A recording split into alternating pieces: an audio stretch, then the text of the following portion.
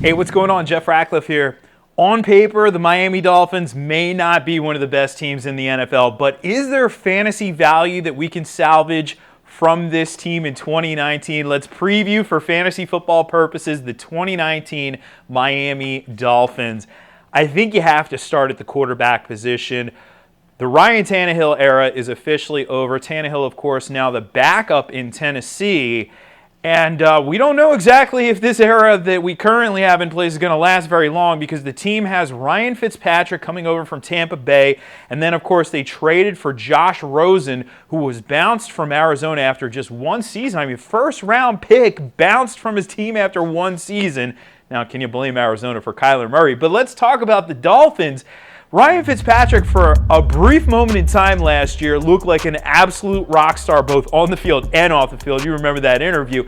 This guy put up some major numbers, and then, like Ryan Fitzpatrick does, he came crashing back to earth. So what we know about him is, yeah, he has upside. He also has major downside. So if he opens the season as the starter, we don't know how long he'll stay there, right? Josh Rosen, I can't really blame him for last year. The numbers don't pop, but that team had the number one overall pick for a reason. You know, bad offensive line, minimal weapons to throw the ball to. It was just a bad overall situation. So he goes to Miami, where I don't know if things are going to get that much better for Rosen this year, at least. I'm not going to throw the towel in on Josh Rosen from a dynasty standpoint, but neither one of these quarterbacks are going to be guys who are going to surface on the redraft radar this year, and maybe not even on the DFS radar. Of course, that would just be completely random if they did. So this is really, I mean, the proverbial always rolls downhill. If your quarterback position is in a bad or shaky state, then typically it's going to be tough for a lot of the rest of the players to put up fantasy numbers. But I do think there's some potential, at least at running back. Of course, Kenyon Drake last year was the number 16 PPR running back. Of course, if you own Kenyon Drake, though, you know it was not an easy ride. There were times where he was phenomenal. He was the number 4 running back in week 12. There were times where he was downright terrible. He was the number 57 running back just 2 weeks later in week 14. Of course, that was during the fantasy playoffs, so yeah, that didn't work out too well. The thing about it, though, Drake will have maybe a little bit more opportunity because Frank Gore is now gone. So he's not going to have to worry about sharing carries with Gore in early down situations. That being said, we did see Kalen Ballage trending upward at the end of last year. Week 15, he goes out, was 15th among running backs in PPR scoring. So Ballage has a little bit of juice there. In fact, he might be a late round dart in your fantasy drafts this year. But the question with Drake, how much risk are you willing to take on? How much frustration are you willing to take on? I often say that I do not like running backs on bad teams. I try to avoid them for fantasy purposes. I'm not as concerned about wide receivers on bad teams as I am about running backs. So that has to be factored in with your overall evaluation of Kenyon Drake this year. You might get him at a value. You might not want him at that value, though. But I think you have to view him just outside the RB2s. Even though he finished inside last year, just outside the RB2s this year. Of course, at wide receiver, you have some interesting names. Kenny Stills, we saw in 2017.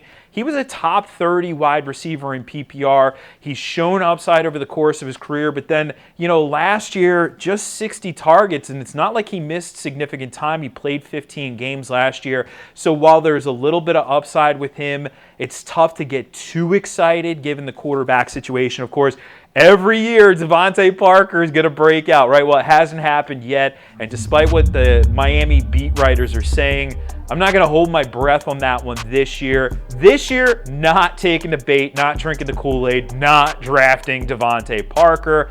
And if it happens, hey, it'll just be a pleasant surprise. But I don't think we can look at him as a viable fantasy option. I think the only name who really might stand out to me as a later round guy who, just because of his upside, might be worth a dart is Albert Wilson.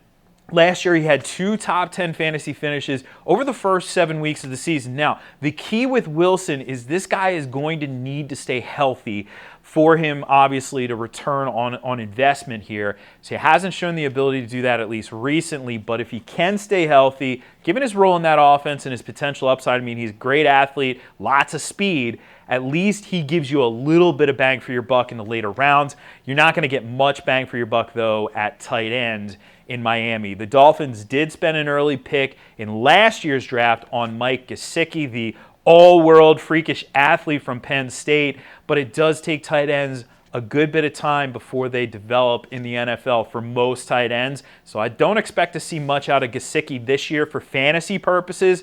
But if you're in dynasty leagues and you have Gesicki on your roster, I would certainly be holding on to him at this point. I like to give dynasty tight ends about 5 years.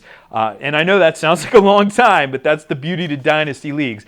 5 years to fully develop. If we don't really see anything by that point, then yeah, we throw in the towel. And we might just have to throw in the towel on all of the Dolphins this year in redraft leagues for fantasy purposes. If you want to see where these guys land in our rankings, go check those out and more over at ProFootballFocus.com.